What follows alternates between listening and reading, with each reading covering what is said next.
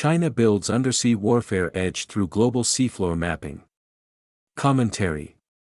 China is conducting a large-scale effort to map and monitor the ocean floor across the Pacific, Indian, and Arctic Oceans, gathering data that naval experts say would be critical in a future submarine war with the United States and its allies. The operation involves 42 research vessels tracked over a 5-year period and hundreds of sensors collecting information on underwater terrain, temperature, salinity, and currents, all of which affect submarine movement and detection. At least 8 of the vessels have conducted seabed mapping, while another 10 have carried mapping equipment, according to a review of Chinese state media, university vessel descriptions, and government press releases. While China describes much of the activity as scientific research, the data have direct military applications. The Dongfang Hong 3, operated by Ocean University of China, spent 2024 and 2025 operating near Taiwan, Guam, and key Indian Ocean routes. In October 2024, it checked on Chinese ocean sensors capable of identifying undersea objects near Japan, and in March 2025, it crisscrossed waters between Sri Lanka and Indonesia, covering approaches to the Malacca Strait. The university described the work as mud surveys and climate research, but a scientific paper co-written by Ocean University academics shows it also conducted deep-sea mapping. China's civilian survey ships sometimes disable their tracking systems, meaning the full scope of the campaign may be larger than what ship tracking data can determine. Beyond surface research vessels, China is using unmanned underwater vehicles to accelerate and extend the mapping effort. The HSU-001, a large displacement UUV first publicly revealed in 2019, is equipped with side-scanning sonar arrays and a magnetic anomaly detector, enabling it to map the ocean floor and detect undersea objects without requiring a surface ship overhead. Chinese underwater gliders have conducted surveillance missions lasting more than 140 days across thousands of miles, including operations in the South China Sea and Indian Ocean.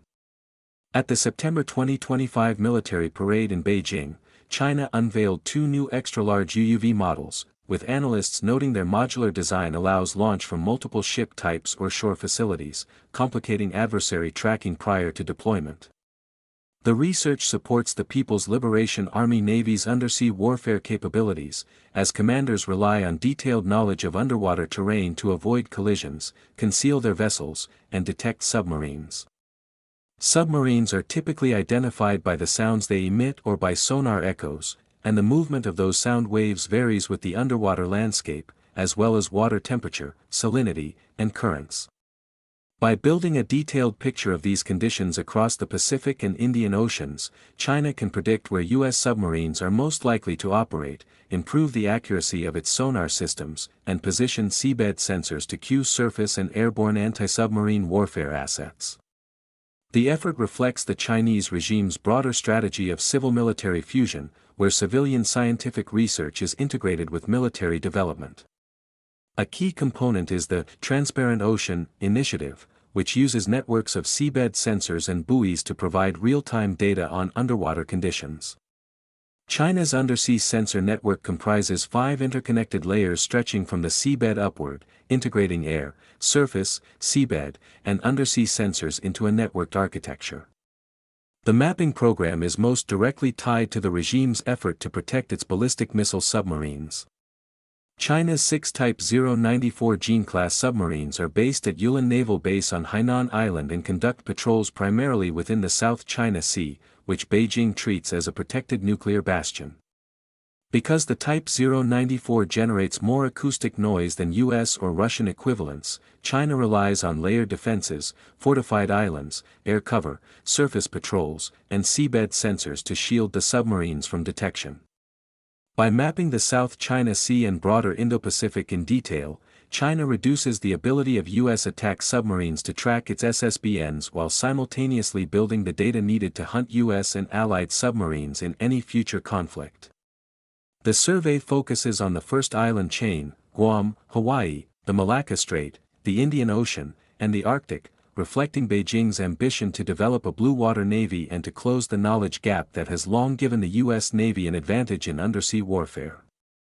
China already fields more than 60 submarines overall, including Shang-3 nuclear-guided missile submarines equipped with a 24-cell vertical launch system, and U.S. naval intelligence assessments indicate China could expand that fleet to approximately 70 submarines by 2027 and 80 by 2035, alongside parallel investments in additional unmanned underwater vehicles and seabed sensor networks.